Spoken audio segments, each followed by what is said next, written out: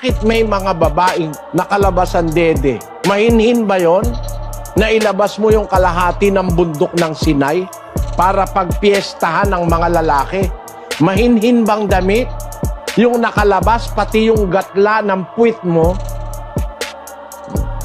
nakalabas ang pusod mo, naka-micromini ka, pinagpepiestahan ka ng mga lalaking nagnanasa sa katawang idinidisplay mo. Di ba ikaw ay kasangkapan pa ng demonyo niyan?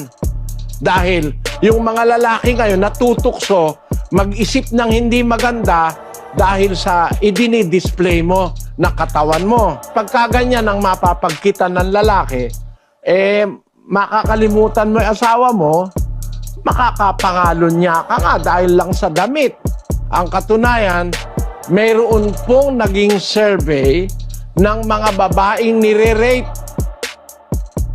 Ano po ang suot nila nung sila'y ma-rape? So may kinalaman yung pananamit sa intensyon ng nanonood o nakakakitang mata. Bakit?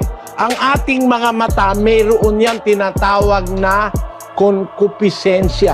Masamang pita ng mata. Kaya ang Kristiyana, inutusan, gagayak ng mahinhing damit, matimtiman at mahinahon.